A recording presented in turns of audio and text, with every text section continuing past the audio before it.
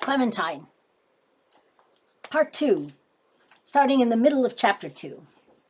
I ran into the kitchen and climbed up onto the counter and grabbed the box of markers from where my mom had hidden them and jumped down. Before I left, I yelled to my mother in the living room, "Hi, Mom! Everything went great at school. I was really paying attention, and now I'm going to play with Margaret because everything's fine with Margaret. No problems. Bye," just so she wouldn't worry. And then I ran back out to Margaret in the elevator. She looked through the box and pulled out a marker named Flaming Sunset. Then she took off the cap and held the marker up against my hair. "Perfect," she said. "Let's go up to my apartment." I'd forgotten about that part too. "Is your mother still mad?" I asked. "Yep." She took 3 aspirin and went back to work. "Only my brother is home." So I said okay, and we rode the elevator up to Margaret's apartment, even though I don't like Margaret's room. One reason I don't like to go there is mascara. Mascara always hides under Margaret's bed and hisses because he hates everyone except Margaret.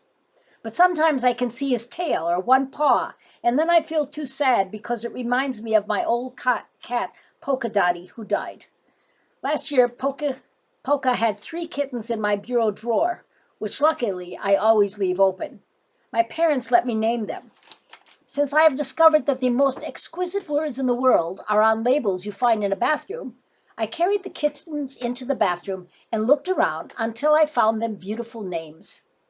Fluoride and Laxative went to live with people who answered the "Free Kittens, Hurry" ad my dad put in the paper, which was unfair to Polka because they were strangers.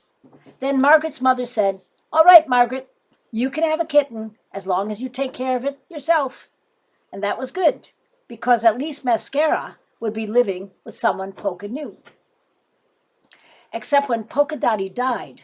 So now Margaret has a cat that's just fine, and I don't. But the main reason I don't like to go to Margaret's room is that it makes me feel itchy. I feel itchy in Margaret's room because it looks like a magazine picture. Everything matches and everything is always exactly where it's supposed to be, in straight lines. Plus, nothing in her room is broken, and it's all clean. Not a speck of dirt is allowed in her room. Actually, Margaret looks like a magazine picture too. Her hair is always combed. Well, it used to be. And her clothes always match. And I think she probably sleeps in her bathtub, because I have never seen a single smudge of dirt on her. I like her anyway, but it's not always easy. "Remember the rules," Margaret said at her bedroom door. While Margaret was looking under the bed for mascara, I accidentally touched her lamp, which is a China poodle with an umbrella that Margaret calls a parasol because she's a show-off. Margaret turned around fast, but my hands jumped into my pockets even faster. "All right," I said, "let's get going with the coloring." This is called changing the subject.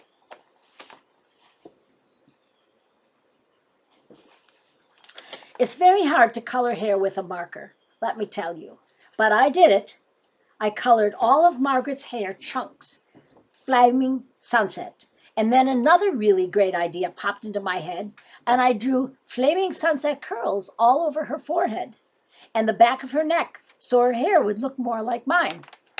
It looked beautiful, like a giant tattoo of tangled up worms. When I'm a grown-up, I will have hundreds of tattoos. Margaret looked in the mirror. Then she looked at my hair. Then she looked at the mirror again. And she said, "Okay, good." And then she told me she was getting bracelets put on her teeth. "You mean braces?" I said. "No," she said, "bracelets. They're a special kind of braces. They're jewelry." "Oh," I said, "I knew that." But I didn't. Okay, fine. Later that night, when I was just at the hard part of falling asleep, which is lying in the dark, trying not to think about pointy things, I heard the phone ring. My dad said, "Hi, Susan," which is Margaret's mother's name. And then he didn't say anything for a long time. Then he said, "Now, Susan, let's just look at this calmly." And then he didn't say anything again for a long time. And then he said, "I'm sorry," 7 times, which is 2 more times than he said it after he told my mother he thought her overalls were getting a little snug.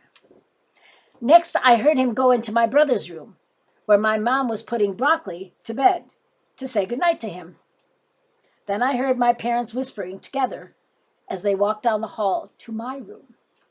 And I thought, this would be an ideal time to practice pretending to be asleep.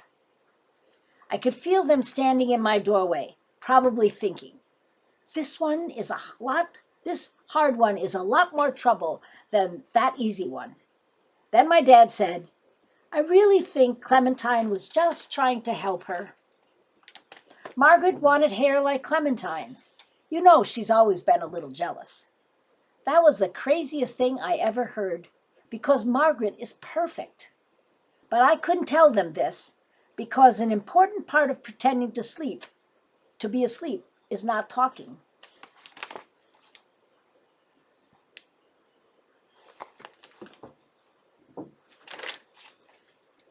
The end of chapter 2.